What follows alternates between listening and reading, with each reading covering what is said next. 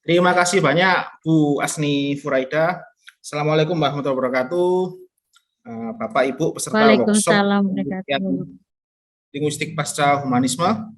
Kita lanjutkan lagi acara workshopnya. Prof. Hedi Sri Ahimsa Putra sampun siap untuk memaparkan sesi selanjutnya terkait dengan isu-isu penelitian linguistik pasca humanisme beserta metodologi penelitian linguistik pasca humanisme. Jadi di sesi yang pertama tadi kita telah menyimak paparan dari Prof. Hedi terkait dengan seperti apa paradigma pasca humanisme itu, lalu bedanya dengan paradigma humanisme sendiri itu seperti apa, dan kemudian beberapa unsur dari paradigma itu apa secara umum yang kemudian nanti akan dibredel di sesi kedua ini, utamanya tentang yang tadi kan ada 9 unsur ya, ada asumsi, nilai, model, masalah yang diteliti, konsep, metode penelitian, metode analisis, teori, dan representasi. Jadi di sesi kedua ini pertanyaan-pertanyaan Bapak Ibu seputar tadi ya, ada yang menanyakan teknis penelitiannya seperti apa dan sebagainya akan terjawab di sesi kedua kali ini. Seperti yang disampaikan oleh Bu Asni, link sertifikat dan presensi nanti akan dikirimkan di sesi kedua ini. Ini sepertinya juga ini Prof ya, fenomena post humanisme Prof ya, meminta link sertifikat seperti itu ya Prof ya. Kalau dulu kan tidak ada orang ikut seminar kemudian minta sertifikat, itu kan nggak ada, karena niatnya mencari ilmu. Monggo Prof, waktu dan tempat kami persilahkan. Selamat siang Ibu dan sekalian, teman-teman sekalian. Kita bertemu lagi dalam sesi berikutnya, memusatkan perhatian pada metodologi. Kita sampai jam berapa ini, Mas? Sampai pukul 2 siang, Prof. Kalau jadwalnya. Kalau 2 berarti kan tinggal 1,5 jam ya. Saya tidak akan, supaya bisa diskusi nanti, mungkin saya 1 jam atau 45 menit saja. Ya.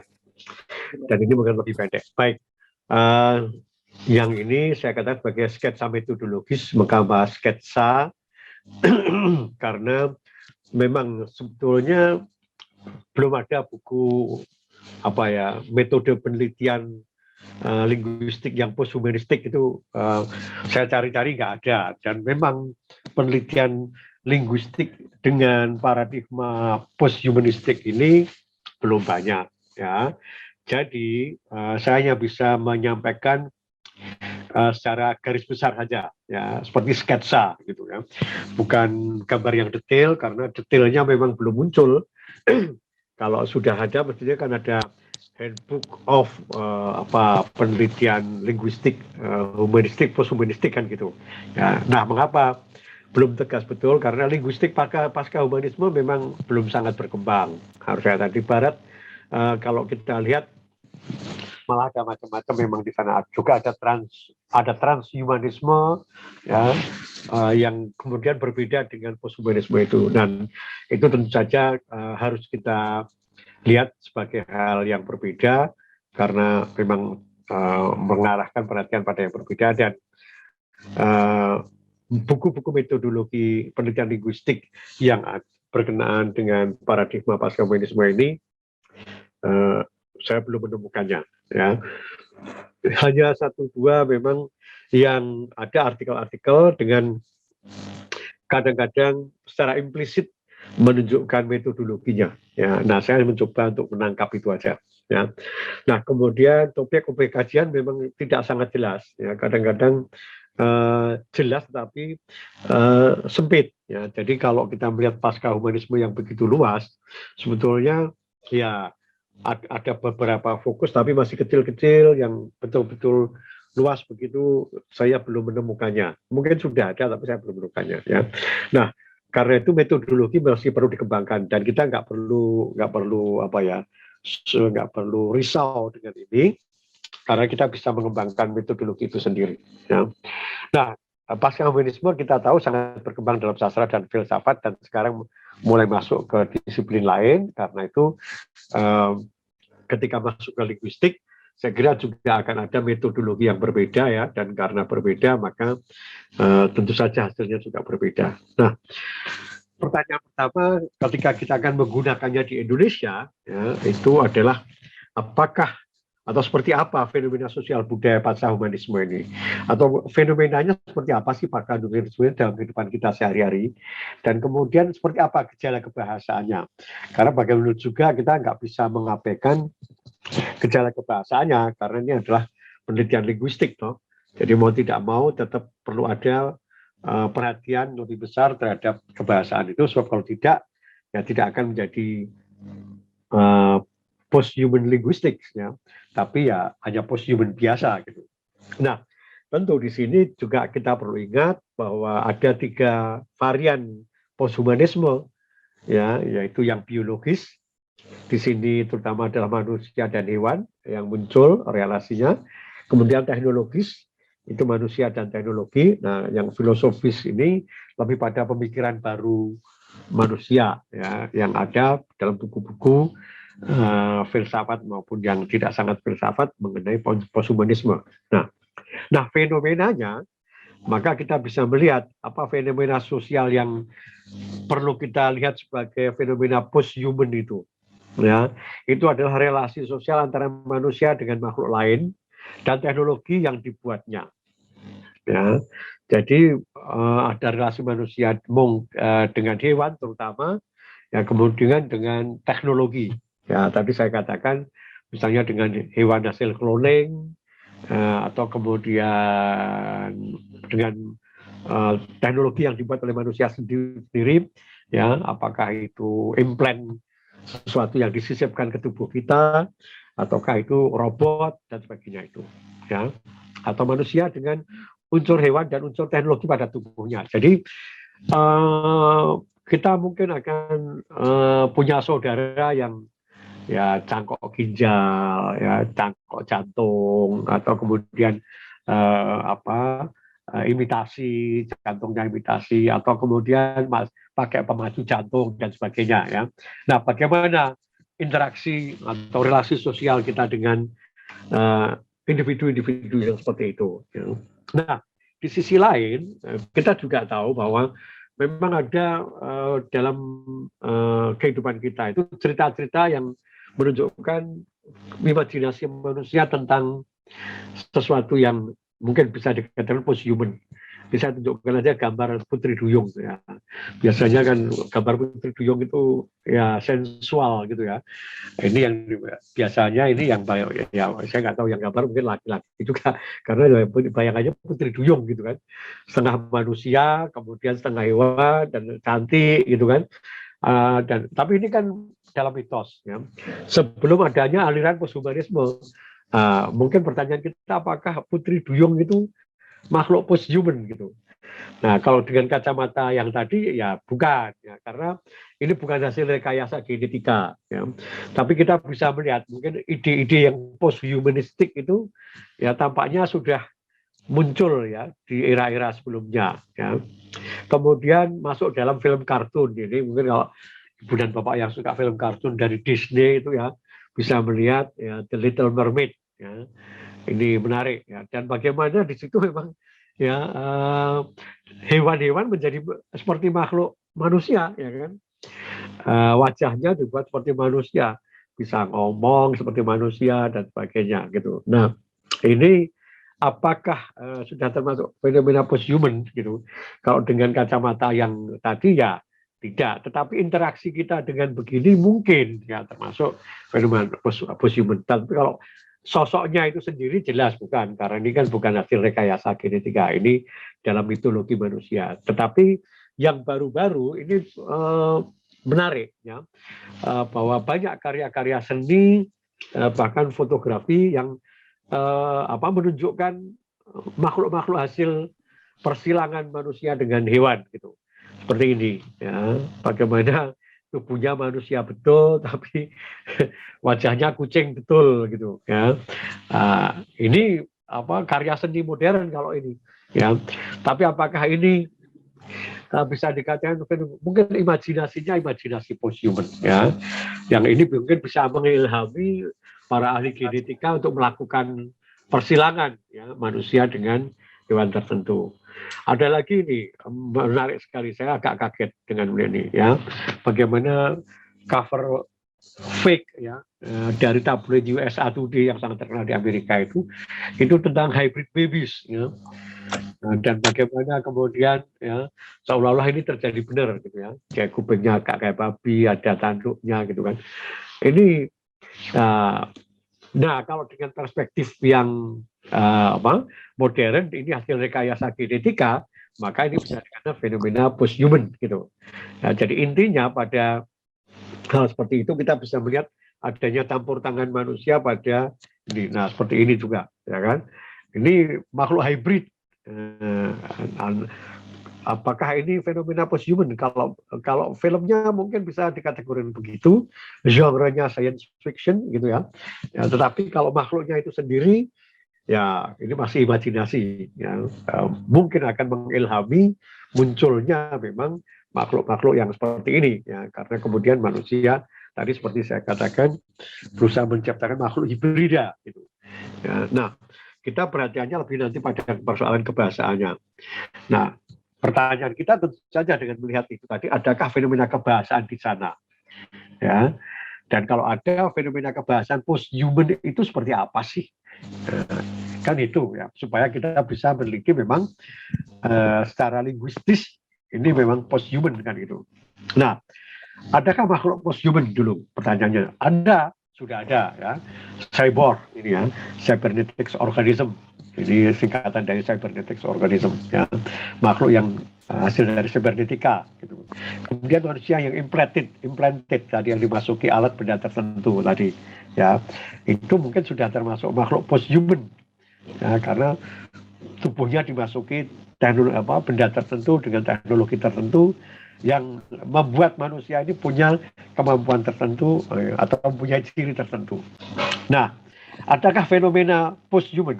Fenomena post-human dalam di sini bukan saya katakan makhluk, tetapi fenomena sosial budaya dari kehidupan manusia itu sendiri yang kita sebut sebagai kehidupan post-human. Ada contohnya relasi manusia dengan makhluk yang post-human tentu saja. Ya kan, dengan robot ya, robot yang sudah sangat mirip manusia, kemudian relasi antara manusia dengan manusia hibrida ya, yang dikatakan sebagai manusia post-human gitu kan, itu kan manusia hibrida ya. Nah di sini kan ada relasi antara kita dengan mereka, dan relasi ini terjadi karena ada komunikasi, dan komunikasi dilakukan melalui bahasa. Nah inilah perlu menjadi perhatian kita ya, termasuk dengan mohon maaf misalnya bagaimana kita kemudian tahu kalau teman kita itu ya pasang ya implan pada payudaranya misalnya. Teman kita itu pasang implan pada pergelangan tangannya misalnya. Ada sehingga bisa begini bisa begitu gitu kan. Nah, bagaimana kemudian relasi kita dengan mereka itu juga sudah bisa dikatakan sebagai fenomena ke arah yang post-human gitu kan. Karena kita bisa bertanya mungkin kepribadian para wanita yang implan begini ini sudah berbeda, berubah dia. Ketika dia lebih pede lah setelah dia operasi begitu. Ya, setelah mendapat ini ya, dia menjadi lebih percaya diri kan gitu. Karena ada perubahan pada tubuhnya ya. Dan ini mungkin juga akan memunculkan pertanyaan baru nanti ya. Kemudian ini ya kan, ada chipnya di sini ya, yang kemudian memungkinkan ya, individu ini memiliki kemampuan tertentu ya, atau robot ini tadi ya. Dan bagaimana interaksi kita dengan teknologi begini ini ya. Nah, inilah yang perlu kita perhatikan ya. Oke, jadi kemudian pertanyaan kita ya, atau fenomena yang ada di sekeliling kita ditandai menurut para ahli posthumanisme itu dengan munculnya konsep-konsep baru yang meluas ya. Agency. Sampun Prof, sampun. Oh iya, oke, betul. Baik, ya saya lanjutkan ya. Jadi konsep agency, self, life itu kemudian diperluas ya, untuk mencakup lian atau others yang bukan manusia, hewan, mesin, dan benda-benda lainnya. Ya, ini yang tadi saya katakan, terjadi decentering. Ya. Sosok manusia bukan lagi menjadi senternya, ya, yang itu ada dalam humanisme. Ya. Manusia dipandang pusat dari segalanya. Tapi sekarang dengan post-humanisme, ya, manusia bukan lagi senternya. Ya, agency itu bukan hanya milik manusia. Ya, self itu bukan hanya milik manusia, itu juga milik robot, katakanlah begitu. Agency juga milik robot yang dulu mungkin kita anggap sebagai mesin aja gitu. Ya, self itu bukan hanya milik manusia, juga hewan itu mungkin juga punya self gitu.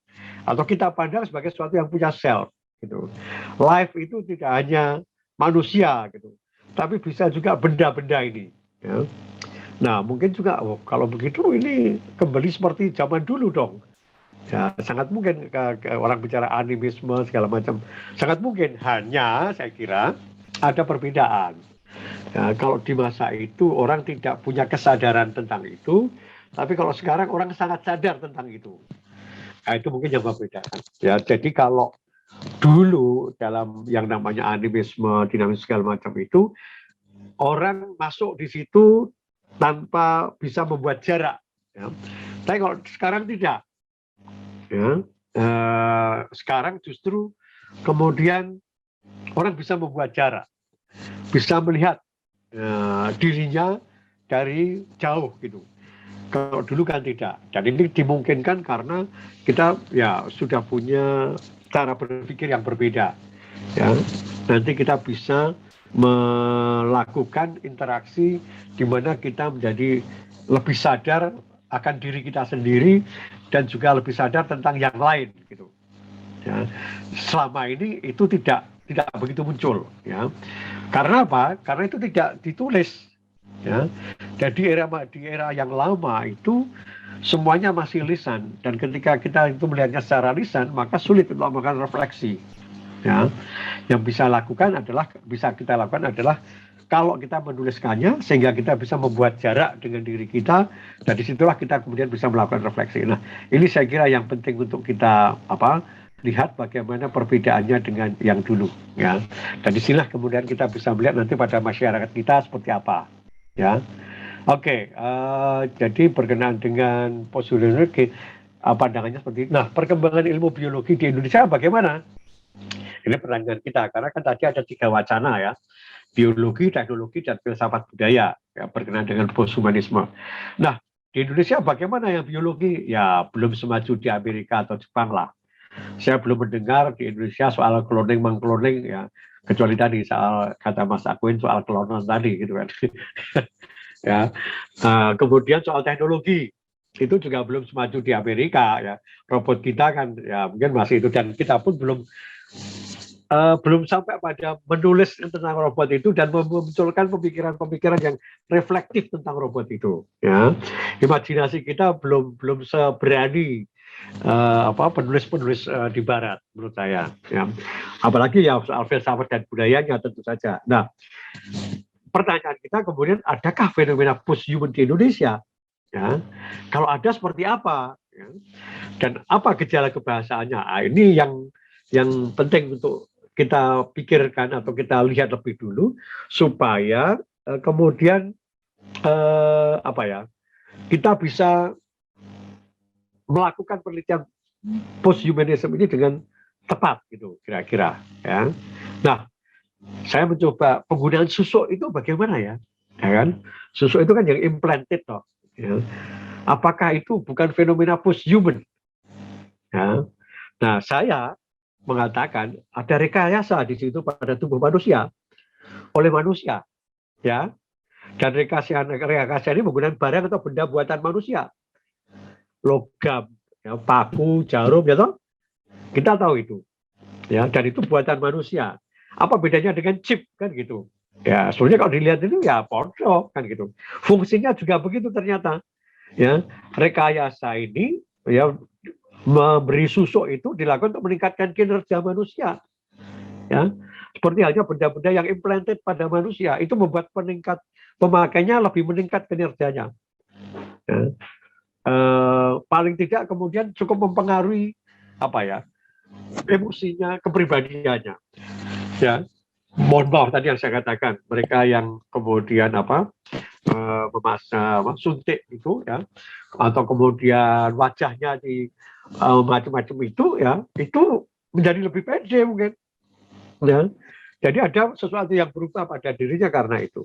Ya, dan mungkin dengan itu dilakukan, dia merasa sudah bukan lagi seperti yang dulu, gitu kan. Artinya memang ada perubahan pada konsepsi tentang siapa dirinya, ya, karena adanya rekayasa itu, gitu. Nah, ini mungkin bisa dikatakan sebagai fenomena post-human, gitu kan. Nah, mohon maaf itu Bapak, ini kalau ini saya ambil dari internet, ya. Tapi begini ini, ya, menarik ini, ya, di mata saya, Susuk Barbie Kumalasari bisa main sampai 3 jam, ya.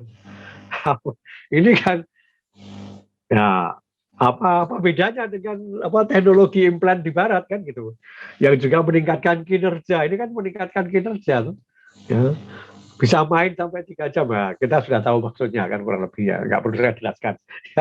Ya, Susuk Barbie Kumalasari. Dan ini ada di internet ini, kalau nggak percaya Ibu dan Bapak bisa cari sendiri ini, ya. Jadi meningkatkan stamina, apa betul atau tidak itu persoalan lain, ya kan. Tapi itulah gini, apa bedanya dengan chip modern yang meningkatkan kemampuan pemakai juga.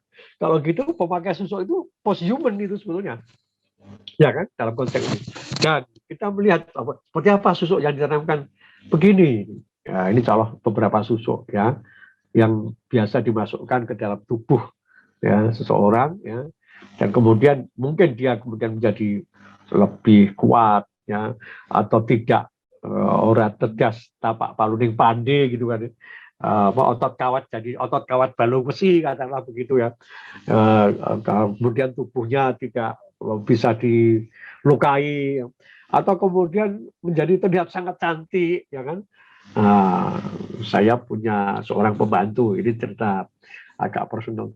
Pembantu saya itu mantan pemain ketoprak, ya, perempuan. Dia cerita betul, gitu. Wah, keluarnya ya, sama main ketoprak nggak susuk Pak. Wah, mosok. Oh nggih Pak, nek mboten nggih mboten menarik. Apa liyane? Oh nggih, pemain-pemain ketoprak niku nggih do kanggo ngoten niku kaya kula gitu. Oh gitu ya, gitu. Dan memang kemudian mereka pede kalau sudah pakai ini katanya, gitu kan. Ya monggo lah. Tapi mungkin Ibu dan Bapak punya teman juga yang seperti itu, gitu kan. Bisa diajak wawancara dan ini susuk yang lain, gitu kan. Yang seperti jarum gitu, yang kecil gitu yang dimasukkan. Kemudian susuk ini dari macam-macam kan. Ini ada, ya ini saya dari internet, sebenarnya susuk pengasihan. 7 generasi itu emas pada wajah, ya. Jadi ada susuk yang dari emas, ya. Dan ini mungkin salah satunya meningkatkan daya tarik, ya. Orang melihat itu langsung tertarik. Mohon maaf ini agak vulgar, lebih vulgar lagi. Pasang susuk vagina untuk mengunci birahi suami, coba.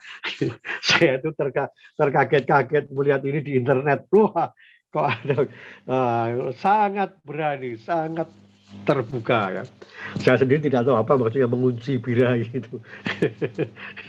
Coba, ya, ini kan secara linguistik menarik toh. Coba Ibu dan Bapak pernah yang dari linguistik mencoba mengenali siapa itu mengunci birahi suami.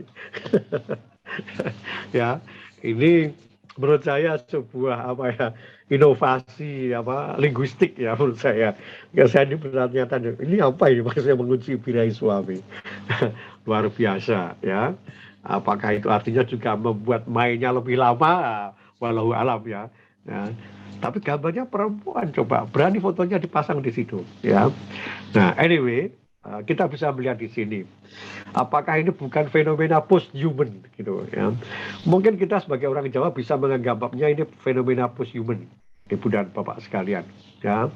Karena ini pada dasarnya secara empirik tidak berbeda dengan chip-chip, ya, buatan orang Barat yang dimasukkan ke dalam tubuh, ya, sehingga seseorang menjadi lebih kuat dan sebagainya. Atau mungkin itu, misalnya tulangnya patah, kemudian pakai pen, ya toh, itu kan kemudian dia bisa kinerjanya lebih tulat, lututnya rusak diganti lutut, ya, imitasi dari logam dan sebagainya. Itu kan hampir sama, ya.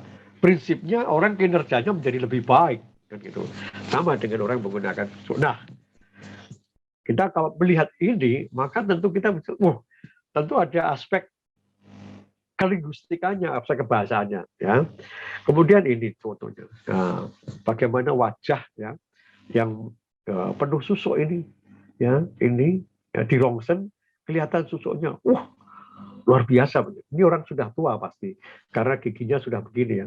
Tapi susuknya luar biasa. Ya. Nah, kita bisa melihat ini sebagai fenomena post-human. Ya, karena sudah dimasuki tadi, kata ini semakin dimasuki chip-chip. Tapi ini pada orang, ya mungkin orang Jawa atau orang mana saya nggak tahu, tapi pada orang Jawa sudah jelas, karena ada kata susuk gitu ya. Susuk di sini kan bukan berarti uang kembalian, ya kan? Disusui bukan. Susuk di sini artinya sesuatu yang diselipkan kemudian membuat kita menjadi menarik atau lebih mampu melakukan sesuatu. Nah ini kemudian robot. Ya, apakah di kalangan kita nggak ada robot? Bagaimana dengan Jai Langkung gitu kan? Yang sosoknya mirip manusia, dia bisa diajak dialog, ya kan? Bisa mengerti, dapat menjawab pertanyaan. Ya, Jai Langkung ini. Ya, Gun Sewu, saya dulu soalnya waktu kecil juga suka main Jai Langkung.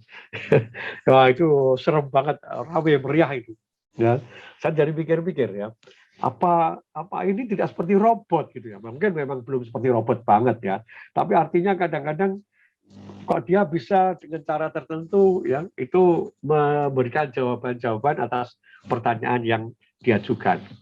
Kemudian ya dalam Ramayana kita bisa melihat Garuda ya yang dimainkan manusia. Nah, apakah ini ya bukan imajinasi makhluk hibrida ya gitu.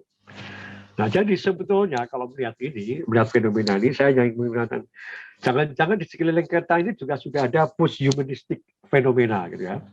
Jadi gejala-gejala atau fenomena post-human, tetapi kita belum membacanya sedemikian rupa ya. Atau mungkin ini menganggapnya sebagai sesuatu yang biasa ya. Sementara sebetulnya dari perspektif yang lain ini bisa menjadi sesuatu yang berbeda lagi. Nah, persoalannya di situ ya. Apakah kita akan punya pertanyaan terhadap fenomena ini ya? Bagaimana kita akan mempertanyakan fenomena ini? Ini persoalan kita ya. Dan di sinilah kemudian kita masuk ke dunia linguistik. Tapi sebelum itu pertanyaan lebih dulu, fenomena post-human yang ada di Indonesia seperti apa?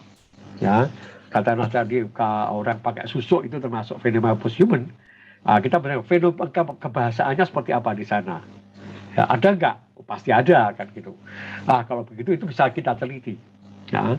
Jadi kemudian kita perlu mendefinisikan ulang susuk itu sebagai sesuatu yang seperti chip pada masyarakat modern dengan cara modern. Ya.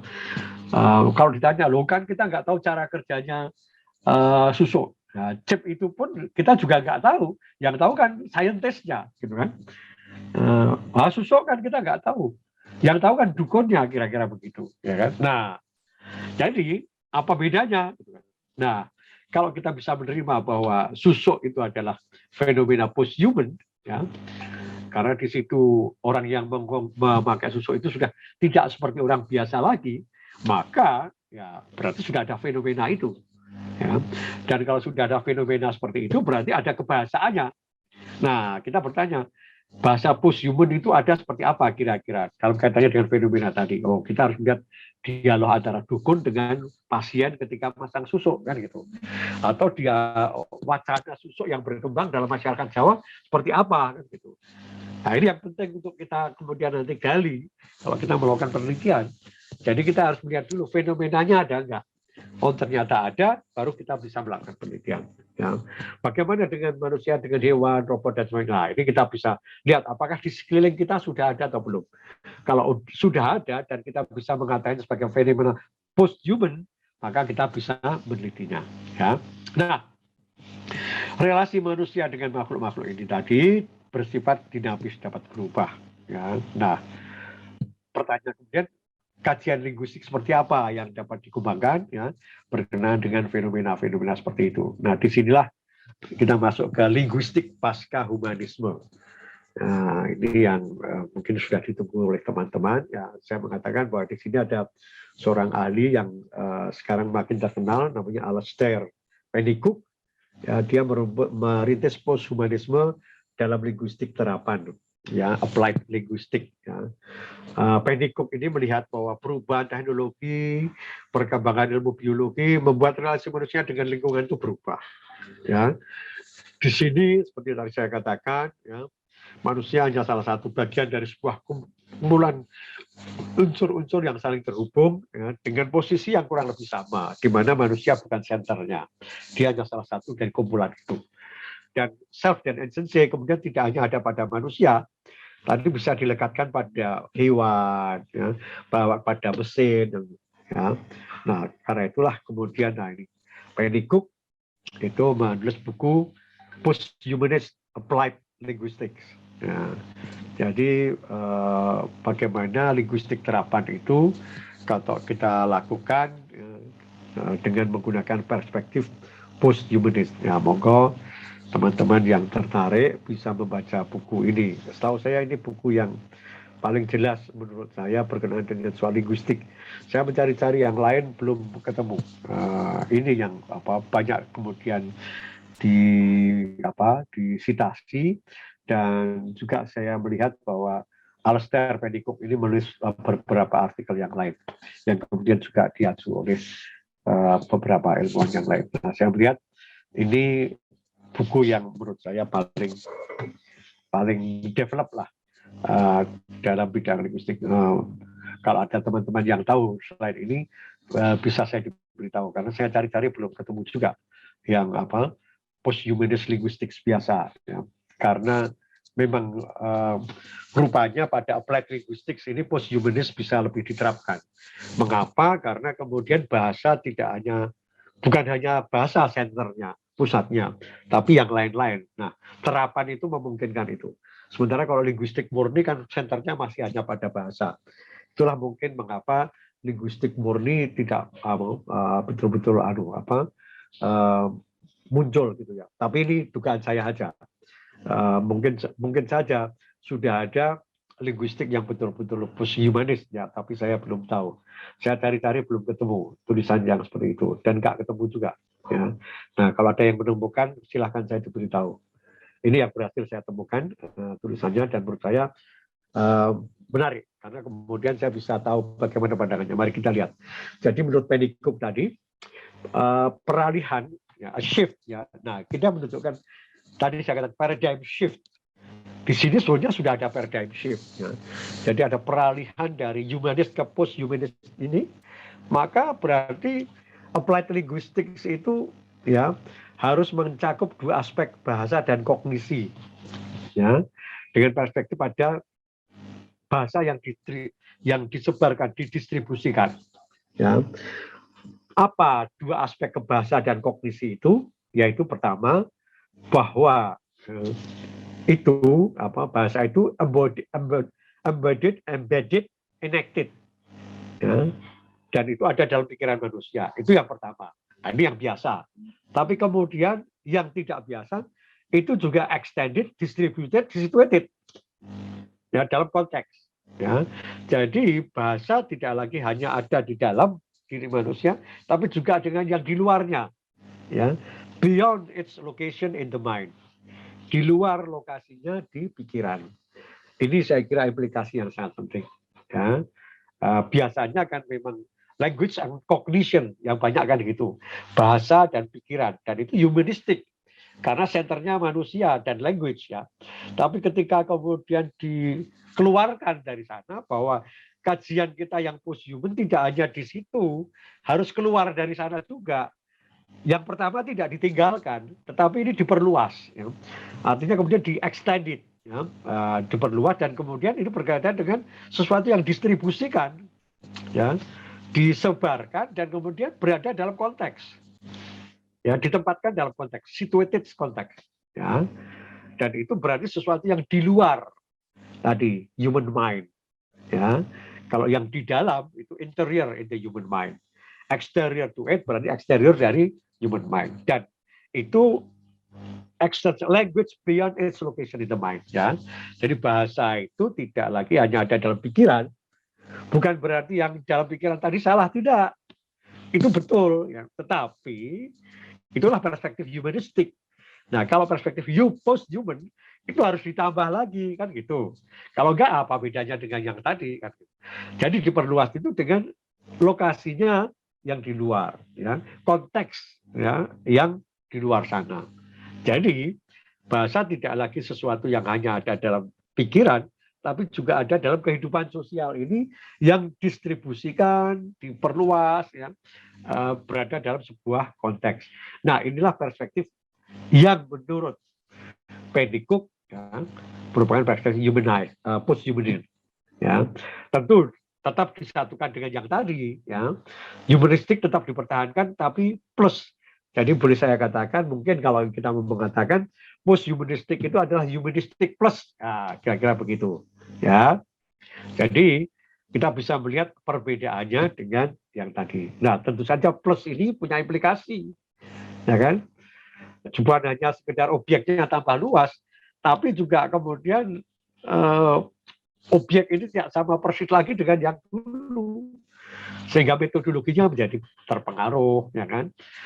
Nanti kemudian datanya juga berbeda. Nah, analisisnya pun kemudian jadi akan berbeda, ya.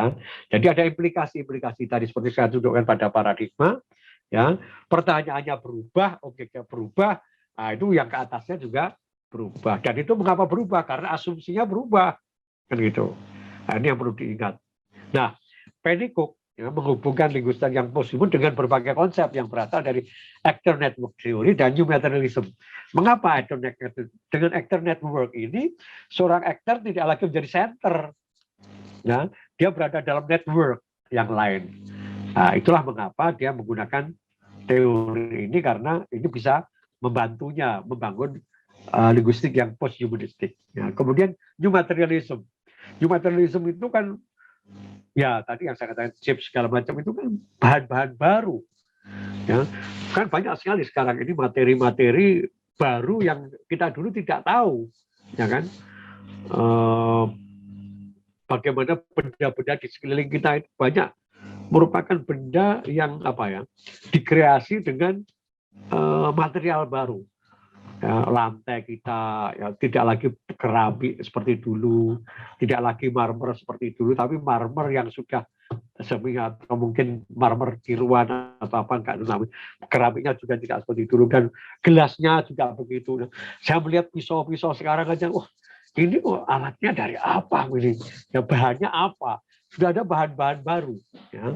Dan itu karena kemajuan teknologi. Nah, ada new materialism di sini.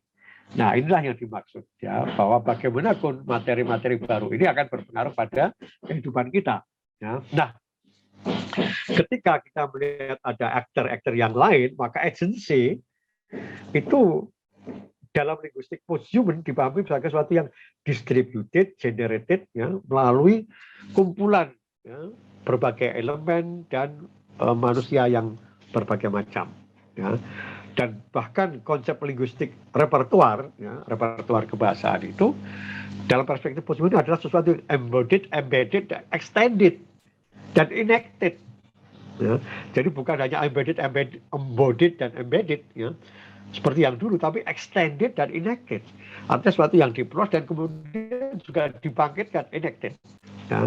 Nah, ini merupakan sesuatu yang sebenarnya baru. Nah, ini yang menurut saya juga menjadi tidak mudah, ya, kalau kita ingin melakukan penelitian begini, ya, karena kemudian implikasi metodologisnya kita harus tahu, oh, bagaimana ya melakukan penelitian seperti ini, ya, di mana kita sebagai sesuatu yang extended dan enacted.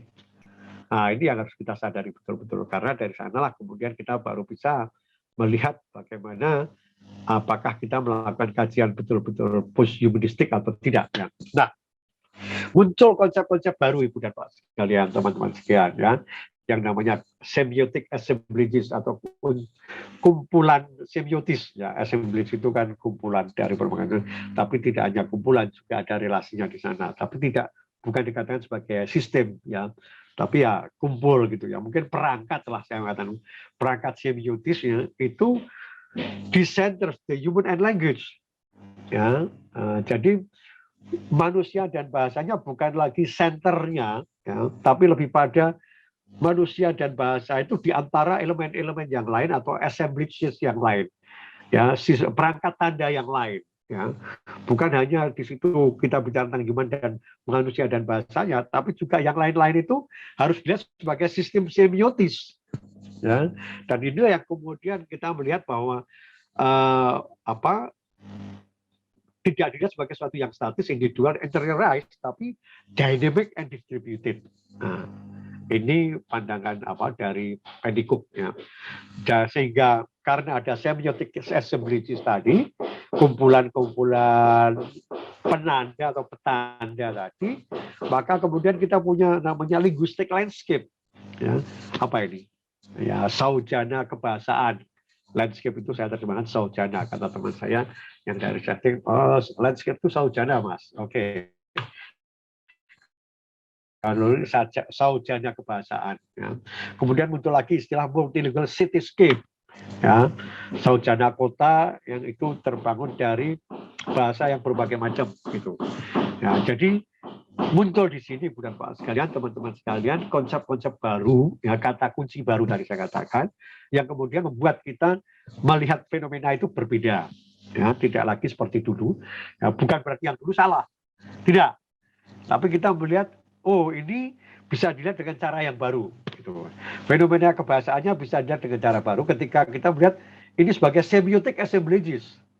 Ya, dulu mungkin yang kita sebut sebagai semiotik itu hanya bahasa yang digunakan, tapi sekarang kan tidak, yang namanya petanda itu. Ya mungkin di sini masih ada pengaruh de Saussure juga, ya, bagaimana yang namanya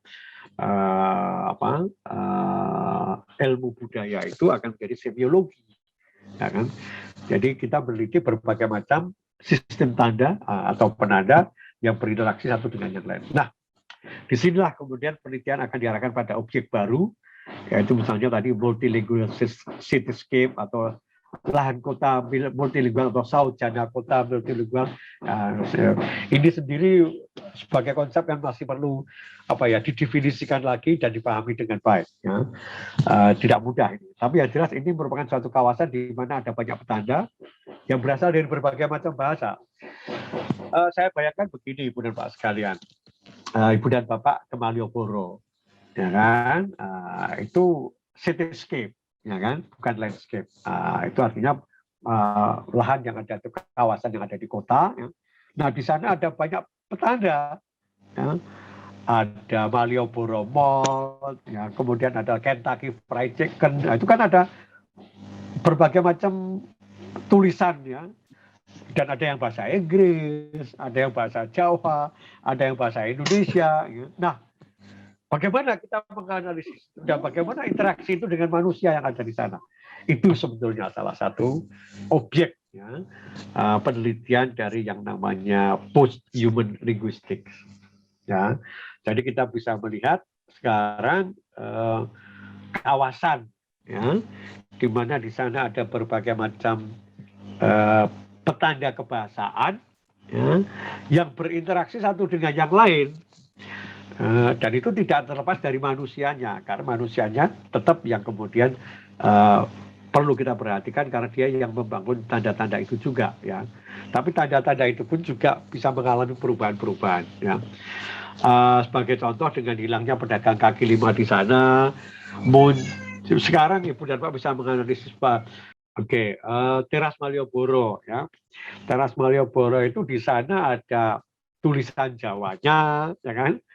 Ada tulisan Latinnya, kemudian ada orang-orang yang hadir di sana. Nah, bagaimana sebetulnya ini berinteraksi, ya, membangun suatu multilingual cityscape. Nah, ini salah satu objek yang bisa dilihat, ya, bisa diteliti. Oke, di sini yang terjadi, seperti katakan Pennycook tadi, di sini ada proses decentering, ya, tidak lagi menjadikan manusia dan bahasa bagaimana, ada desenterisasi, dalam kajian linguistik membawa penelitian pada objek penelitian fenomena kebahasaan yang lain, yaitu relasi antar semim dan makna yang bermunculan darinya. Ya, jadi kan semim itu yang tanda semiologi, ya kan. Jadi antar semim ini ada dalam tanda petik relasi, ya, yang dari sana kemudian muncul makna-makna yang baru, ya, dan ini dengan fungsi yang baru juga. Ya. Jadi kita bisa melihat kemudian bagaimana misalnya pedagang kaki lima itu setelah mereka dagangnya di teras Malioboro, ya, bagaimana konsepsi mereka tentang pedagang kaki lima, ada perubahan nggak? Mungkin nggak bisa lagi disebut pedagang kaki lima, ya kan? Dan ketika mereka bukan lagi pedagang kaki lima, mereka menjadi pedagang apa? Kan gitu. Istilah pedagang kaki lima kan nggak jalan lagi di sana, ya kan? Nah ini kan fenomena kebahasaan dan itu kemudian berinteraksi dengan lingkungan. Ketika mereka tidak lagi di pinggir jalan Malioboro, berubah istilahnya kan. Mereka, saya nggak tahu apakah mereka bisa disebut sebagai pedagang teras, gitu kan? Ya nggak tahu, ya monggo diteliti, ya. Dan bagaimana itu membangun image baru, ya, tentang pedagang pedagang apa itu namanya? Saya kan ya pedagang seperti itu yang ada di Jogja. Saya tidak bisa Jogja sebagai pedagang kaki lima, ya kan? Karena mereka tidak lagi di kaki lima, ya kan? Apa namanya sekarang? Mungkin nanti Ibu dan Bapak yang perlu meneliti, ya kan? Apa istilah? Mungkin ada istilah baru di sana. Ya. Nah, bagaimana juga kemudian interaksi di dalam mereka? Yang sangat sangat penting kemudian adalah ketika lingkungan fisik berubah, teknologi mereka berubah, ya kan? Maka akan ada perubahan pada pola-pola kebahasaan yang mereka gunakan, ya kan?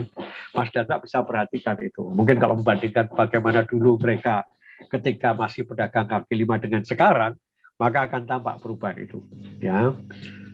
Bagaimana lingkungan fisik, ya, yang ada di sana itu cukup berpengaruh. Nah, jadi yang namanya teknologi tidak harus berupa hanya perangkat komunikasi, ya, tapi bisa juga bangunan, ya, kemudian fasilitas yang ada, ya kan, kan berbeda sekarang. Mereka punya fasilitas tertentu di teras Malioboro itu, ya kan, dan saya ke sana menjadi lain, ya. Memang ada sesuatu yang hilang, ya, karena mereka tidak lagi di depan toko, ya kan. Kalau dulu saya bisa keluar dari toko ke pedagang kaki lima, pedagang lima ke toko, sekarang nggak bisa. Ke pedagang itu, wah pedagang itu semua gitu. Ya, variasinya nggak seperti dulu lagi. Ya, nah ini kan penanda yang berbeda-beda. Ya, nah di sana pasti muncul makna-makna baru, ya, dan mungkin akan muncul ya tadi pola-pola kebahasaan yang baru. Monggo nanti bisa diteliti, Ibu dan Pak sekalian. Itulah salah satu objek kajian kita yang bisa kita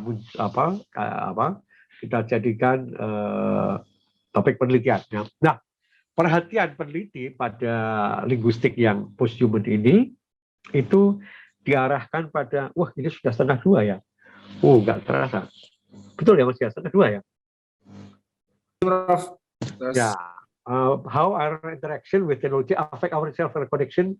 Nah, bagaimana itu berkaitan dengan kesadaran kita tentang self, ya. Kemudian citra kita tentang diri kita sendiri, kesadaran kita terjadi, ya. Bagaimana pandangan para pedagang itu setelah pindah, ya, dari kaki lima ke arah sana, itu kan pergantian lingkungan, pergantian fasilitas, pergantian teknologi mungkin, ya. Nah, di situ kita melihat bagaimana pola-pola kebahasaan mereka, ya, dan kemudian aktor-aktor yang ada di sana juga berbeda. Ya, nah, bisa kita lihat, ya. Monggo nanti bisa diteliti dengan lebih detail, ya. Itu salah satu lahan kajian yang bisa kita jadikan tempat untuk penelitian, ya. Oke, penelitian diarahkan pada nah kita bisa bicara tentang ini berbagai objek dan instrumen memainkan peran dalam bentuk berbagai hal yang terjadi, ya. Teknologi dan berbagai material dilihat sebagai aktor pelaku bersama, ya, dalam membentuk makna-makna, dalam bentuk kesadaran, ya. Jadi itulah yang harus kita masukkan dalam kajian kita sehingga bukan hanya bahasa saja, tapi bahasa ini pun terkait dengan teknologi, dengan benda-benda material yang ada di sekeliling kita, barang dagangan, makanan, pakaian dan sebagainya. Ya. Dan memang penelitiannya menjadi apa? Saya perhatikan berbeda memang. Ya. Nah, biasanya peneliti kemudian tertarik pada linguistic and other semiotic consequences, ya. Jadi bagaimana material objek ini kemudian turut menentukan kebahasaan dan penandaan, ya, dari apa yang ada di arena itu. Ya. Dan disitulah kemudian orang bicara tentang assembling artifacts, ya, semiotic assemblages. Ya. Jadi di sini peneliti tertarik pada bagaimana objek-objek tertentu yang menjadi kemudian sesuatu yang dalam tanda petik lebih konkret, ya, kemudian lebih bermakna dan mempunyai pengaruh yang lebih besar, gitu kan. Seperti halnya tadi HP, ya. Kalau sekarang mungkin ketika pindah dari kaki lima ke teras, kemudian hubungannya tidak lagi dengan toko, ya, tapi dengan pedagang yang setara, ya. Ya, kalau dulu ada datung-datung banyak, ya. Dan ini mungkin juga berpengaruh pada kebahasaan yang mereka gunakan, gitu. Termasuk kesadaran mereka sebagai manusia juga, sebagai pedagang juga. Ya, jadi di sini ada banyak hal yang bisa kita perhatikan. Jadi penelitian linguistik memperhatikan berbagai akibat kebahasaan dan semiotis, ya, dari berbagai objek material. Nah, disinilah kemudian kita memerlukan konsep baru seperti assembling artifacts, ya, semiotic assemblages, ya. Monggo nanti kalau tertarik inilah konsep-konsep yang perlu diperdalam. Saya tidak akan menguraikannya di sini karena memang ini nanti perlu diperdalamnya pada penelitian benar-benar, gitu ya.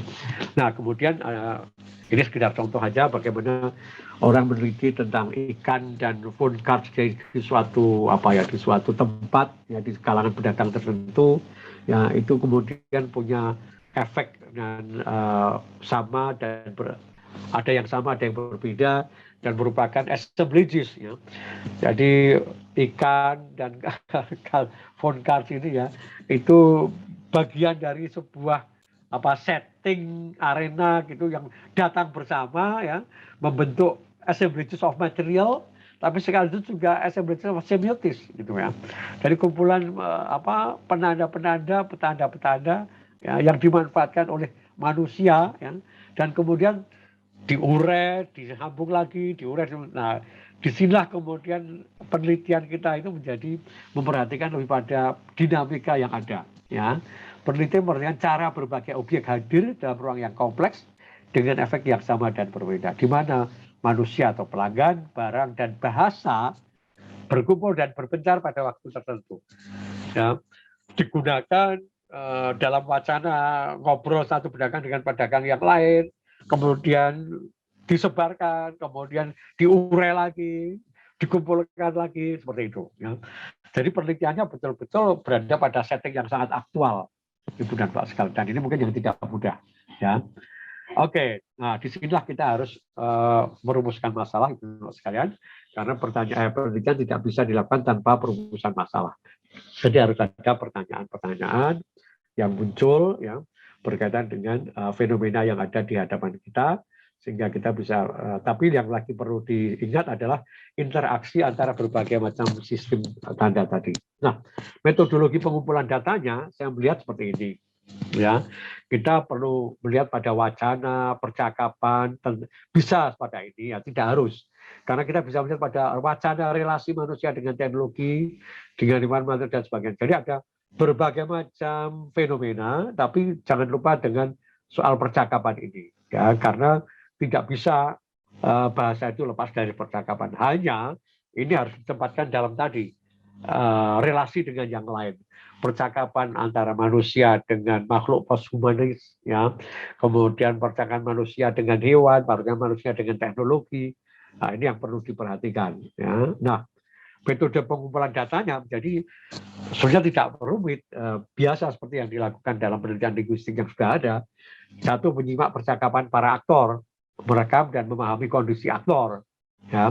Nah, tentu saja kemudian mengamati interaksi antara aktor dengan benda teknologi, hewan. Nah, ini yang berbeda, Ibu dan Pak sekalian. Ya, di sini pada kajian linguistik kadang-kadang yang humanistik ini tidak selalu muncul. Tapi kalau post-human ini yang muncul, harus dimunculkan. Karena tadi extended tadi, ya diperluas, ya mencakup teknologinya, hewan yang ada di sekitarnya. Kalau itu relasi manusia dengan hewan tadi, kemudian materialnya, ya, dan bagaimana perbedaan material jenis hewan ini, ya kemudian berdampak pada relasi manusia dengan yang lain dan pola kebahasaannya. Mungkin saya bisa beri contoh begini, kalau misalnya relasi manusia dengan hewan itu dalam konteks yang lebih mudah ya, dan itu bisa saja dikatakan sebagai post-human karena senternya bukan lagi hanya misalnya ibu dan bapak pergi ke pasar burung.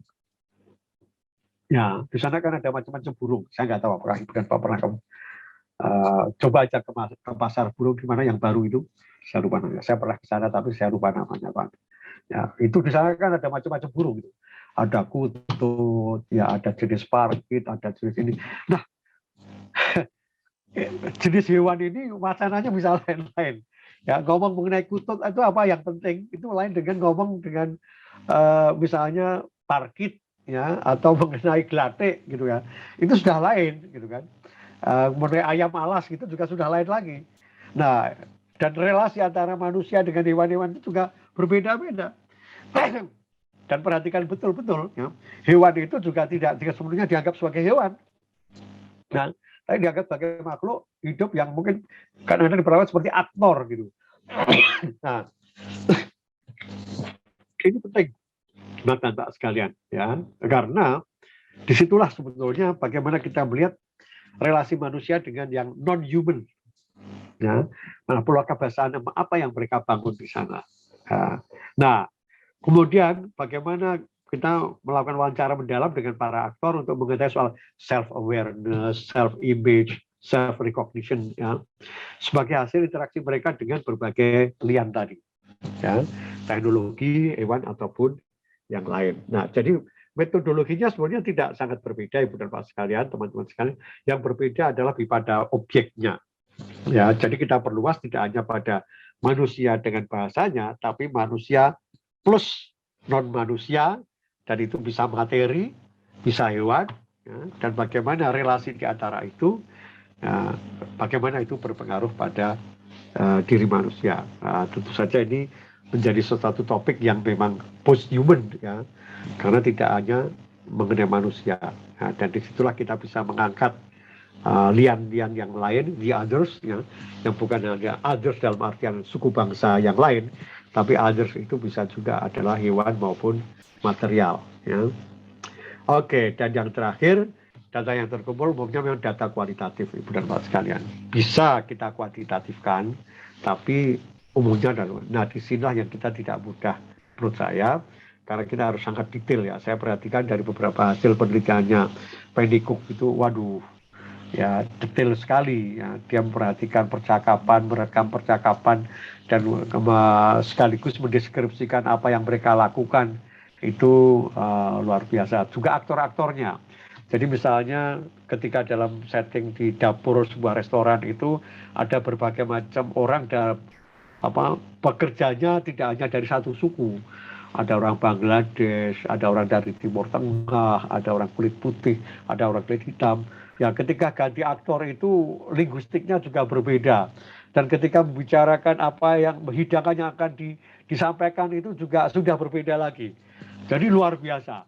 Bagaimana setting material itu sangat kemudian berkait, ya, dengan istilah-istilah yang dipakai, ya, interaksi yang berlangsung antara, karena yang satu adalah ngurusi minuman gitu ya, kemudian yang satu ngurusi makanan, itu ternyata beda-beda sudah, ya kan, linguistiknya juga berbeda. Nah, material yang dikelola berbeda, maka istilahnya berbeda, dan itu ketika muncul dalam interaksi itu muncul istilah-istilah baru yang memang tidak sama dengan yang ada dalam yang tulisan-tulisan formal gitu. Dan ini menurut saya luar biasa menariknya, tetapi ya itu tadi harus saya katakan tidak mudah karena rekamannya harus detail, bagusnya, dan disitulah percakapan wacana menjadi penting. Nah, menganalisis datanya tidak sulit, membaca kembali data kualitatif, interpretasi, klasifikasi, dan sebagainya, dan akhirnya membuat kesimpulan. Kalau ini lebih banyak proses yang sudah biasa kita lakukan. Hanya memang ketika membuat kesimpulan kita harus sadar betul, ya, kesimpulan kita yang merupakan hasil kajian post-humanistik itu seperti apa. Nah, itu kita harus tahu. Disitulah kita harus tahu nanti ya teori-teori yang post-humanistik itu seperti apa, dan kemudian ketika kita menyajikannya ya, dalam bentuk artikel, disertasi, tesis, itu kita tahu, oh inilah yang post-humanistik. Nah, disitulah kita perlu melihat bagaimana kajian-kajian post-humanistik itu dilakukan dan hasilnya seperti apa ditampilkan dalam artikel. Nah, ini yang menurut saya belum begitu banyak, tapi bukan berarti kita tidak bisa mencoba membangunnya sendiri di sini, sehingga nanti kita juga bisa memberikan kontribusi yang penting terhadap proses pengembangan paradigma baru dalam kajian linguistik, yaitu paradigma post-humanistik. Saya kira itu dulu, Mas. Mudah-mudahan cukup jelas dan bisa dimengerti, dan cukup waktunya untuk diskusi. Mohon maaf kalau agak terlalu lama. Terima kasih. Assalamualaikum warahmatullahi wabarakatuh. Waalaikumsalam warahmatullahi wabarakatuh. Terima kasih banyak Prof. Hedi. Pak Ibu, itu tadi paparan dari Prof. Hedi Siaibsa terkait dengan ini ya, isu-isu yang bisa diteliti dengan menggunakan paradigma linguistik pasca humanisme. Jadi tadi memang ini ya, berdasarkan paparan Prof. Hedi, belum banyak yang kemudian tokoh yang menggunakan paradigma ini. Bahkan di linguistik murni itu juga masih kesulitan untuk menemukan referensi yang kemudian menggunakan paradigma ini. Jadi tadi Alastair Pennycook itu juga merupakan tokoh dari linguistik terapan atau applied linguistik. Yang pasti ketika menggunakan paradigma posthumanisme, tidak hanya aspek kebahasaan dan kognisi saja yang disertakan, tapi juga atau ini ya, kalau menurut Prof. Hedi tidak, yang humanis tidak ditinggalkan, hanya kemudian diperluas sehingga kemudian bisa menjadi payungnya bisa menjadi paradigma posthumanisme tadi itu. Kemudian ada 3 objek yang bisa kita pertimbangkan untuk kemudian kita teliti menggunakan paradigma posthumanisme tadi, seperti misalkan relasi antar semimian dan makna-makna yang bermunculan, kemudian kumpulan semim yang melahirkan makna baru dengan fungsi yang baru pula, dan kemudian interaksi antara bahasa manusia dengan teknologi yang pada suatu waktu tertentu dan kemudian memiliki dampak, jadi saling berdampak di antara ketiganya tadi itu. Kami buka sesi tanya jawab Bapak Ibu. Ini sebentar saya coba baca di kolom chat.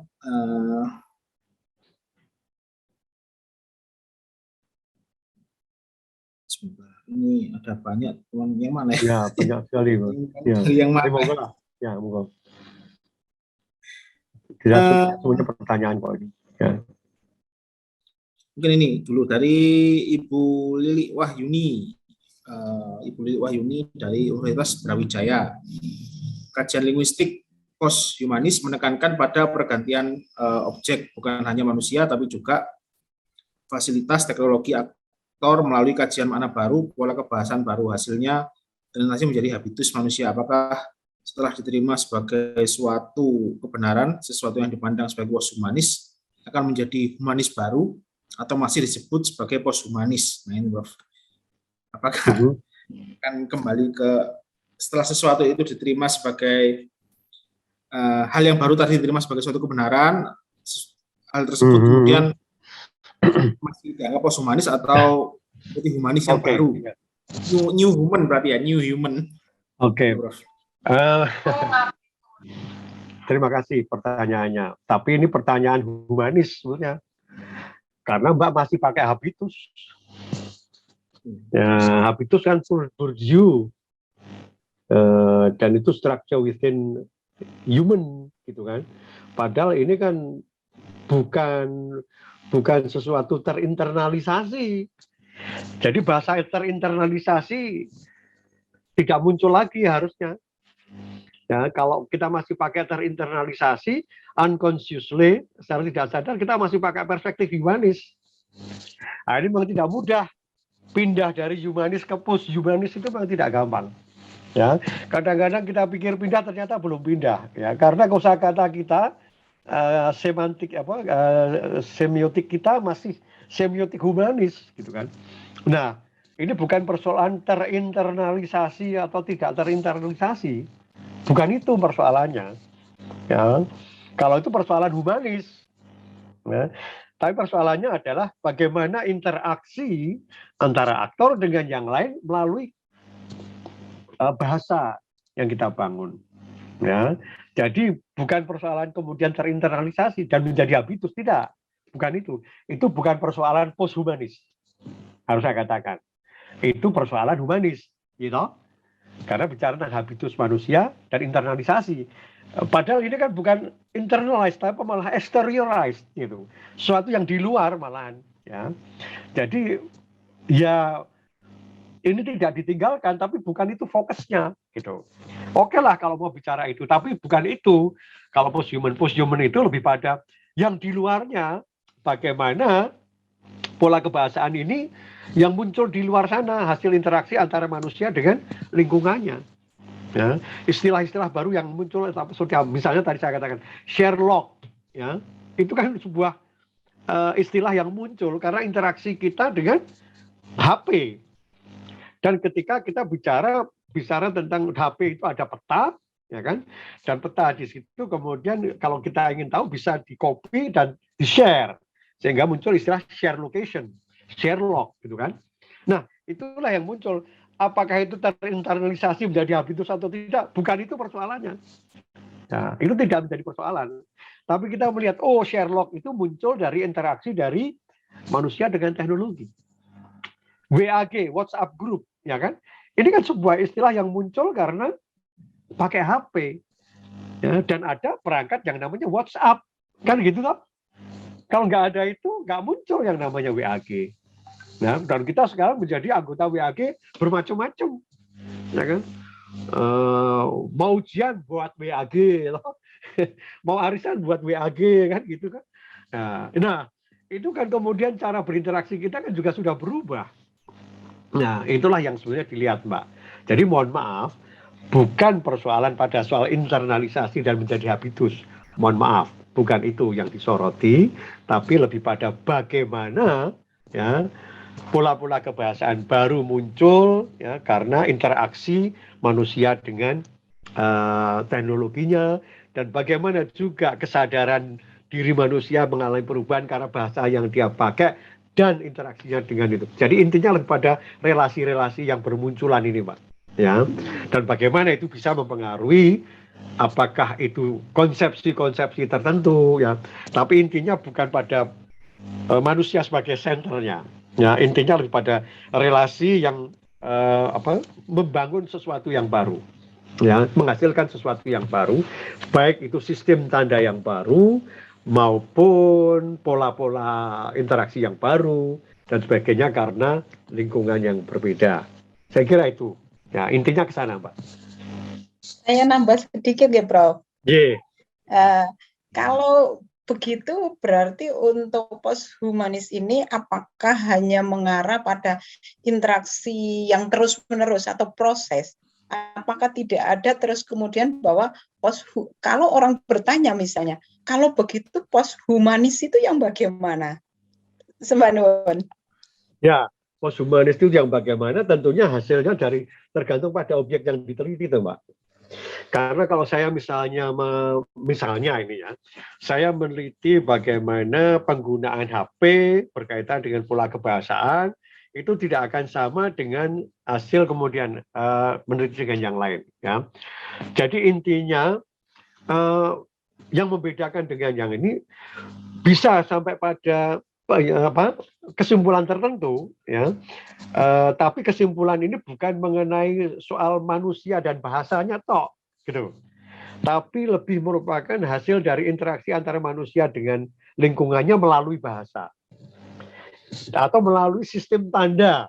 Saya kira tidak mengatakan bahasa, tapi sistem tanda yang bisa berbagai macam, ya. Karena kemudian yang namanya agency tadi, keagenan itu atau aktor itu bukan hanya milik manusia, tapi benda-benda itu pun bisa dilihat sebagai aktor gitu. Tentu di sini ada metafor ya, Mbak ya. Tapi dengan metafor itu kita bisa melihat dengan cara pandang yang baru, ya. Jadi memang munculkan pola kebahasaan yang baru, Mbak. Itu salah satunya, ya kan? Karena tapi bukan kemudian menuju ke internalisasi. Ya boleh saja, tetapi itu bukan menjadi posthumanis kan gitu. Itu tetap humanis kan gitu. Ya tidak dilarang untuk ke sana. Tapi kalau pada posthumanis, ya itu adalah pola kebahasaan yang muncul ya karena adanya interaksi dengan teknologi, ya, atau karena kemudian dia merasa sebagai pribadi berbeda dan kemudian punya kosakata yang berbeda, ya kan? Bisa saja seperti itu, ya kan? Sangat mungkin. Intinya adalah itu, di mana kita tidak menempatkan manusia sebagai senternya lagi, ya, tapi manusia yang berelasi dengan yang lain. Nah, potretnya, hasil akhirnya adalah potret relasi tadi, Bu. Ya, relasi seperti apa yang terbangun antara ini, ya. Jadi proses itu kan bisa macam-macam dan proses kan bisa dipotret dan kemudian diberi nama, toh. Oh, ini proses A. Oh, ini proses B. Oh, ini proses C. Kan bisa begitu, Bu. Ya. Nah, kita belum bisa memberi nama karena kita belum mengkajinya. Ya kan? Jadi kalau mau melakukan, ya lakukan dulu kajiannya. Nanti kita akan, oh ternyata kalau dengan HP itu begini. Ya. Kalau dengan menggunakan laptop munculnya begini. Nah, seperti itu, Bu. Ya. Kalau pakai Zoom kemudian muncul istilah-istilah begini. Gitu kan? Nah, interaksinya begini. Dan saya misalnya kemarin, kenapa kita nggak pakai Zoom? Wah, sinyalnya nggak bagus, Prof, gitu kan? Kita mendingan telepon aja, ya udah monggo. Ya, nah, ketika telepon ini interaksi saya lain dengan kalau pakai Zoom, Mbak. Ya kan? Berbeda, ya kan? Pakai Zoom kemudian mempertontonkan wajah begini kan? Perlu kan mempertontonkan wajah kalau pakai Zoom? Kalau enggak, kelihatan nggak sopan, ya kan? Mahasiswa saya kan sungkan. Berhadapan dengan saya tampil kelihatan wajahnya, dia nggak nongol wajahnya, ya kan? Itu kan nggak enak itu kan, nggak sopan tuh rasanya. Coba, nah itu kan sudah berbeda ini. Kelihatannya sepele, tapi inilah yang bisa dimunculkan. Nah, ini kalau diidentifikasi jadi banyak, Bu. Masalahnya karena kita belum menelitinya aja, Bu. Gitu, ya. Kira-kira itu seluruh arahnya. Pattern prosesnya itu bisa dilihat, ya. Proses itu punya pola. Proses itu punya pola. Sehingga kita punya, oh pola HP begini, pola laptop begini. Nah pola-pola ini yang kita identifikasi, dan ini adalah pola dari proses, Bu. Ya kan? Karena bagaimana juga nanti ujungnya kalau memotret proses itu, ya pasti jadi statis. Ya tidak bisa tidak. Ya, proses itu semua kalau ditulis berhenti. Ya, kalau mau jalan terus ya pakai video. Tapi kan nggak mungkin kita nulis artikel pakai video, ya. Akhirnya kan kita harus mendeskripsikan. Jadi intinya kembali ke sana. Jadi tetap kita mendeskripsikan, tapi yang kita deskripsikan adalah pola dari proses yang terjadi, Pak. Nah, dan ini proses interaksi antara manusia dengan teknologi menggunakan bahasa-bahasa tertentu atau perangkat tanda yang berbagai macam. Itu saya kira yang saya sederhanakan lah. Ya, mudah-mudahan lebih jangkat. Gitu, Bu Lili. Matur nuwun. Mudah-mudahan jelas. Semandun. Yeah. Selanjutnya mungkin Ibu Diana Roselin. Bu Diana, silakan. Oke, makasih Prof. Saya Bu Diana dari Jambi, Prof. Prof. Kebetulan sekarang ini lagi concern untuk meneliti antropolinguistik, Prof. Jadi kami meneliti bahasa Duano, yaitu suku laut yang bahasanya hampir punah di di Riau, Kepulauan Riau. Nah, kemarin itu fokusnya ke aquatic lifestyle, Prof. Jadi perkembangan bahasanya bagaimana, kemudian kehidupan sosialnya bagaimana, perlakuan pemerintah terhadap mereka bagaimana, misalnya mereka ke puskesmas, bagaimana perlakuan pemerintah terhadap kelompok ini, karena ini kelompok marginal, Prof. Nah, suku Duano ini ada di beberapa titik, Prof, di beberapa kepulauan. Sejak pagi saya mendengar penjelasan Prof ini, saya jadi tertarik kira-kira bisa nggak ini dimasukkan ke posthumanis, Prof? Seandainya salah satu rumusan masalahnya kami kaitkan dengan handphone. Jadi sejauh mana handphone mempengaruhi pergeseran bahasa kelompok masyarakat ini. Jadi nanti itu apakah bisa dikatakan masuk ke posthumanis atau masih di bawah naungan antropolinguistik, Prof? Makasih, Prof. Ya, antropologi linguistik kan macam-macam, Mbak. Ya, kategorinya luas. Nah, antropologi linguistik itu di dalamnya bisa aja ada posthumanis, Mbak. Ya, jadi itu memang antropologi linguistik, tapi dengan perspektif posthumanis. Ya, karena antropologi linguistik itu kan sebuah bidang. Ya, memang kadang-kadang disebut perspektif atau paradigm, tapi menurut saya di dalamnya ada banyak paradigm. Ya, dalam antropologi linguistik ada banyak paradigma, Mbak. Nah, salah satunya bisa tadi posthumanistik tadi, Mbak. Ya, dan itu bisa dikatakan seperti itu, Mbak. Ya, jadi intinya ini adalah interaksi antara manusia dengan teknologinya dan bagaimana ini memunculkan mungkin pola-pola kebahasaan yang baru, ya, dan juga kemudian pola kebahasaan baru ini membangun image yang baru seperti itu. Ya. Jadi kita melihat kemudian bahasa bukan sebagai center, tapi salah satu sistem tanda bahasa dalam artian tanda bahasa lisan yang seperti kita pahami ya, itu hanya salah satu sistem tanda yang bermain dalam salah satu petanda yang bermain dalam sebuah sistem tanda yang macam-macam. Ya, bisa ada tulisannya. Ya, sebetulnya kalau kita mau bicara HP itu tidak hanya lisan, tapi harusnya tulisan. Ya kan? Karena HP-nya kan tulisan. Nah, tulisannya tidak bisa kita lupakan, Mbak. Bagaimana dia menuliskannya? Itu penting. Ya. Karena biasanya kan sudah disingkat itu, ya kan? Misalnya dengan menjadi DG, ya toh? Untuk kemudian assalamualaikum menjadi as gitu aja. Saya kadang-kadang tersinggung itu, ya kan? Tapi kalau mereka nggak tahu bahasa Inggris, ya nggak apa-apa. Tapi saya tahu bahasa Inggris, S itu kan pantat, ya kan? Ya kan? As 2 itu kan as itu kan. Kemudian as itu mas gini loh. Ini pantat gitu kan. Nah ini kalau orang nggak ngerti kan nggak sopan ini, ya. Tapi kita tahu yang dimaksud adalah. Nah, jadi menjadi sangat penting bagaimana itu tadi saya katakan tidak cukup hanya yang lisan, tapi yang tertulis pun menjadi penting kalau pakai HP, Mbak. Itu yang belum saya sampaikan. Ya, jadi sistem tanda tulisnya menjadi penting. Ya, mengapa disingkat? Karena kalau full ya terlalu lama, kemudian mempersulit, ya kan gitu. Ya kan? Nah, teknologi menjadi seperti itu, mempengaruhi, gitu kan, atau turut menentukan, gitu kan. Nah, saya ingin menyampaikan tadi ke arah kajian itu bisa dikatakan mengarah ke arah pakai posthumanistik. Hanya perlu tadi catatan, Mbak. Kita Mbak harus tahu bagaimana representasi yang disangkakan sebagai representasi posthumanistik. Nah, Mbak harus melihat hasil-hasil kajian posthumanistik itu bagaimana ditampilkannya dalam sebuah artikel. Ya, bagaimana ditampilkannya dalam sebuah laporan penelitian. Karena tidak bersama dengan yang lain, Mbak. Karena datanya berbeda. Ya, nah, disinilah kita boleh melakukan inovasi, Pak. Ya, tapi mencoba lebih dulu melihat hasil kajian yang sudah ada, ya, sehingga kita tahu, oh ini hasil kajian posthumanistik, ya, kesimpulannya juga ke arah posthumanistik, dan representasinya pun bercorak posthumanistik. Itu yang penting, Pak. Ya, nah, itulah mengapa kita perlu membaca kemudian artikel-artikel yang sudah ada, yang kajiannya dilakukan dengan menggunakan perspektif posthumanistik. Memang ini belum banyak, tapi ya mudah-mudahan bisa ketemu. Ya, paling tidak mencoba melihat tadi bukunya Penny Cook tadi. Ya, karena saya lihat atau artikel yang dia tulis. Karena kemudian wah, kayak begini ya tidak mudah ini. Karena kemudian memang sangat kualitatif. Artinya banyak sekali urainya, dan itu hasil pengamatan, dan kemudian hasil menyimak, dan sebagainya. Tapi ini bukan berarti mendiscourage ya.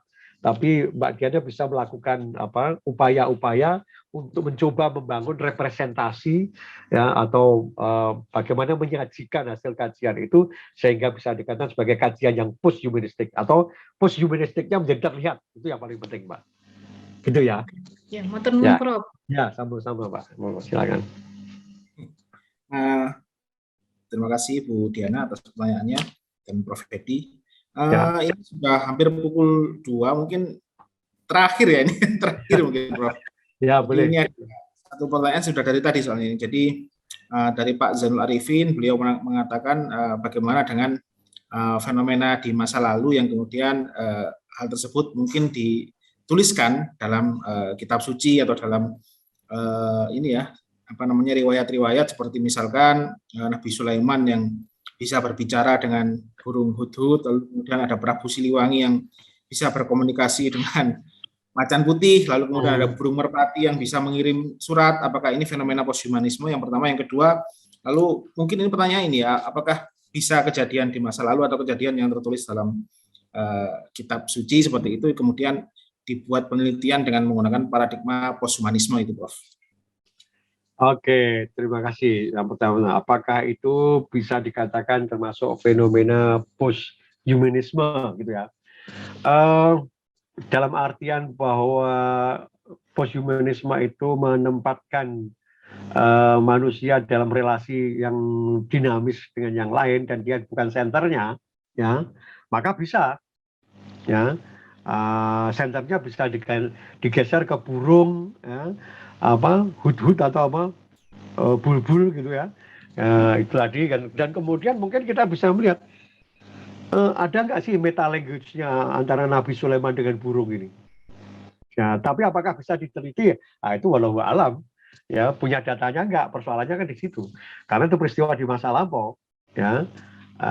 Jadi idealnya memang kita ketemu Nabi Sulaiman ketika sedang berdialog dengan burung kan gitu, atau dengan semut kan gitu. Ya, tapi kalau tidak kan ya kita hanya bisa menebak-nebak. Jadi apakah bisa diteliti atau tidak? Ya kalau datanya nggak cukup ya nggak bisa, Mas. Ya. Jadi kalau mau bisa betul-betul melakukan kajian yang betul-betul terlihat posthumanistik ya datanya memang harus ya mengandung yang fenomena yang posthumanistik dengan data yang cukup banyak seperti tadi sastra realisme magis dan sebagainya tadi, apakah bisa dengan posthumanistik? Ya bisa kalau di dalamnya memang ada data-data yang bisa mendukung kesimpulan mengarah kepada hal yang posthumanistik sifatnya gitu.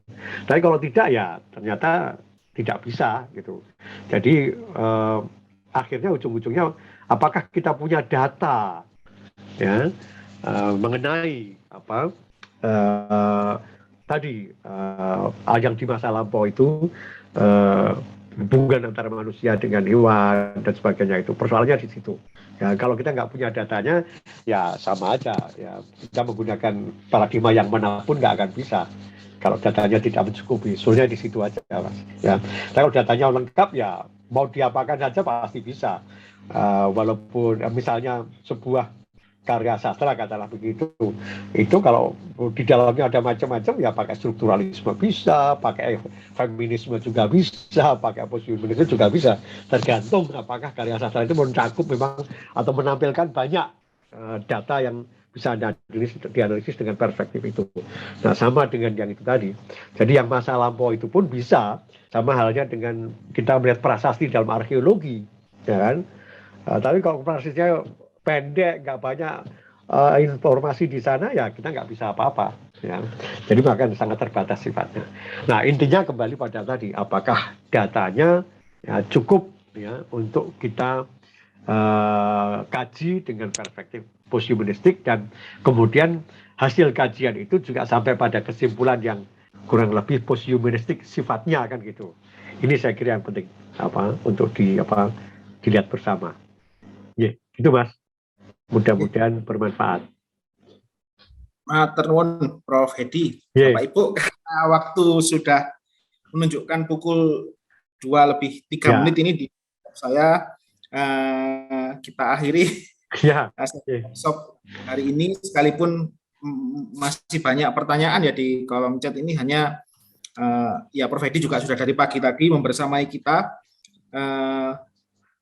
Jadi Bapak Ibu, mungkin saya selaku moderator, saya tutup mawon acara ini. Sekali lagi terima kasih kepada Prof. Hedi, juga kepada partisipan dari acara acara workshop hari ini. Tadi ada Prof. Slamet Setiawan yang sempat bertanya dan berdiskusi juga dari UNS, lalu ada Prof. Siu dari UM, lalu ada ini Associate Profesor Laili Hamidah dari UNER, lalu ada Associate Prof juga Saharudin dari Universitas Negeri Mataram, ada Bu Dr. Santi Muji Utami, ada banyak, termasuk juga teman-teman dari Fakultas Humaniora sendiri. Kami mengapresiasi dan sangat berterima kasih telah mensukseskan acara di pagi ini. Sekali lagi terima kasih Prof. Edi. Semoga tidak kami undang lagi untuk menjadi narasumber di UIN Malang. Tidak, Mas. Mas Akwin. Dengan senang hati. Pak Selamat Setiawan, Prof. Selamat. Edi, terima kasih sekali. Sami-sami. Ikut di acara ini luar biasa. Mohon izin tadi saya mengirimkan 2 buku yang penjenengan sebut, yaitu The Post Humanism dari Rosi Braidoti dan Penny Cook. Sudah saya share ke teman-teman. Terima kasih sekali. Pak.